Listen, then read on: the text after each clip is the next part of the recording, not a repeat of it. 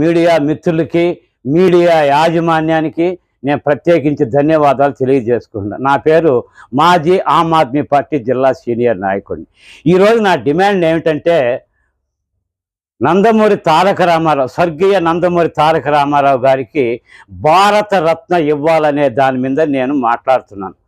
అయ్యా, ఈ యొక్క ఆంధ్ర రాష్ట్రంలో మొదటిగా తెలుగుదేశం పార్టీని స్థాపించి ముఖ్యమంత్రిగా నందమూరి తారక రామారావు అట్టడుగు వర్గాలకు ఆశా జ్యోతి, బడుగు బలహీన వర్గాల్ని రాజకీయ చైతన్యం తీసుకొచ్చినటువంటి మహోన్నతమైన వ్యక్తి.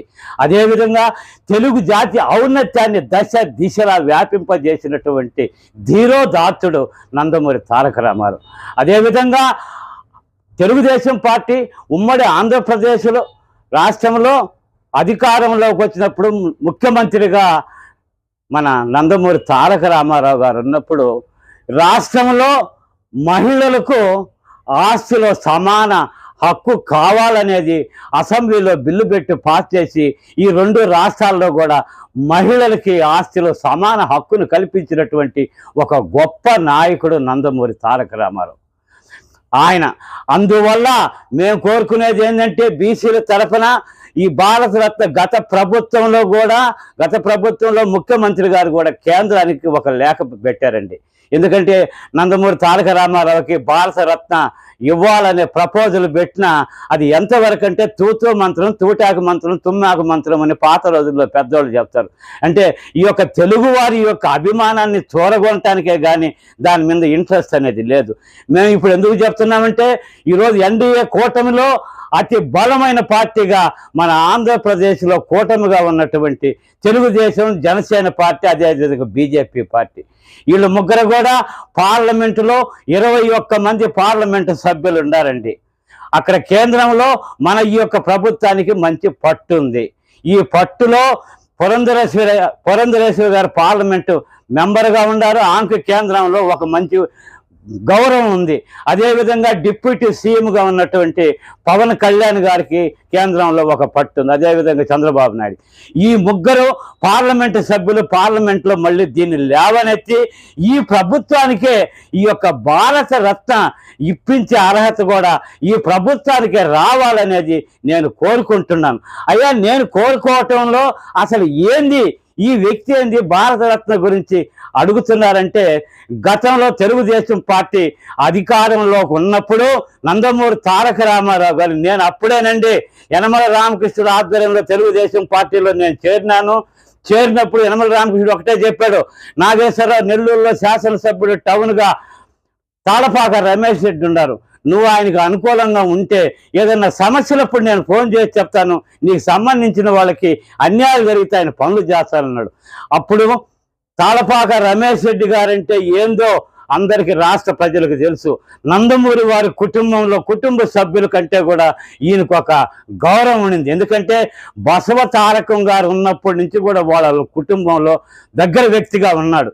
అందువల్ల ఇతను ఏంటంటే చెయ్యి మీద పచ్చబొట్టు, గుండెల మీద పచ్చబొట్టు, ఇంకా కూడా అతను ఇంకా కావాలనుకుంటే కూడా నుదుటి మీద కూడా పచ్చబొట్టు వేసుకున్నాడు.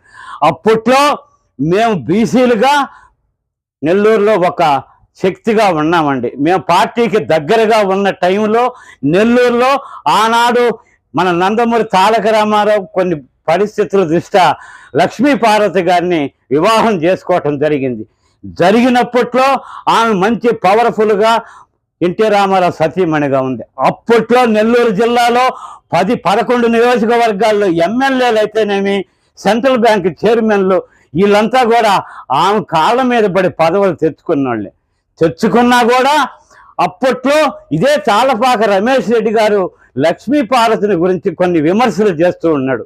విమర్శలు చేస్తున్నా కూడా ఆమె వల్ల పదవులు పొందిన వాళ్ళు ఎవరు కూడా స్పందించలేదు. నాకు టక్కు టమారాలు తెలియక ఒక ముఖ్యమంత్రి సతీమణిని ఈ విధంగా ఇతను విమర్శిస్తాడని చెప్పి నేను ప్రెస్ మీట్ పెట్టి అతనికి వ్యతిరేకంగా నేను మాట్లాడినందుకు అప్పుడు ఒక రౌడీని పంపించి నర్తకి సెంటర్లో నేను వ్యాపారం చేసుకుంటుంటే నా మీద నా కొడుకుని ఆఫీసులో నుంచి బయటికి లాక్కొచ్చి నర్తకి సెంటర్లో ఈరోజు ఎన్టీఆర్ స్టాచ్యూ దగ్గర రోడ్డు మీద పడేసి నన్ను దారుణంగా కొట్టడం జరిగింది. గొల్ల నా కొడకల్లారా, మీకు రాజకీయం కావాలని చెప్పి కొట్టడం జరిగిందండి. ఆ టైంలో నెల్లూరులో ఉన్న నా యాదవ సోదరులందరూ కూడా కలిసి ఇక్కడి నుంచి అప్పట్లో మీడియా పరంగా వచ్చిందండి గొల్ల నా కొడుకులకు రాజకీయం కావాలనేది. ఆ రాష్ట్రంలో ఉన్నటువంటి యాదవులు మంత్రులైతే నేను శాసనసభ్యులందరూ కూడా ఒకటయ్యి మేము ఇక్కడి నుంచి బస్సుల్లో కొన్ని వందలాది మంది హైదరాబాద్కు పోయినప్పుడు నందమూరి తారక రామారావు దగ్గర మాకు అపాయింట్మెంట్ ఇప్పించారు మా యాదవ సోదరులు. అప్పుడు మేము పోయి కలిసి ఆయనతో చెప్పుకున్నాం, ఈ విధంగా బీసీల మీద మీకు మేము మద్దతుగా మేడం గారిని విమర్శిస్తుంటే నేను ఎదుర్కొన్నందుకు నన్ను చావు దెబ్బలు కొట్టినారని చెప్పి నందమూరి తారక రామారావు దగ్గర నేను మా బాధలు చెప్పుకుంటే ఒకటే చెప్పాడు అప్పుడు నందమూరి తారక రామారావు గారు, అతన్ని నేను నా అభిమానిగా నా కుటుంబ సభ్యుల కంటే ఎక్కువగా ఆదరించినాను.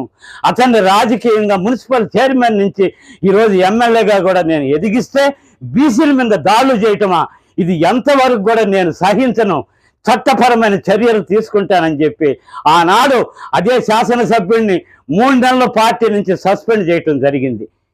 అందువల్ల మేము కృతజ్ఞతగా ఈరోజు మాకు బీసీలకు జరిగిన అన్యాయాన్ని అప్పట్లో తెలుగుదేశం పార్టీ ముఖ్యమంత్రి గారు చెప్పుకుంటే ఎమ్మటే తన పార్టీలో తనకు దగ్గరైన వ్యక్తి అయినా సరే తప్పు చేస్తే క్షమించేది లేదని చెప్పి చర్యలు తీసుకున్నటువంటి గొప్ప వ్యక్తి మహనీయుడండి నందమూరి తారక రామారావు. అందువల్ల మేము మనస్ఫూర్తిగా ఆయనకి భారతరత్న కావాలనేది మేము డిమాండ్ చేస్తూ మన చంద్రబాబు నాయుడు గారితో వీళ్ళ ముగ్గురిని కూడా ప్రాధేయపడుతూ చేతులు ఇచ్చి ఆ క్రెడిట్ కూడా మీ ముగ్గురికే దక్కాలని మనస్ఫూర్తిగా కోరుకుంటూ సెలవు తీసుకుంటున్నాం.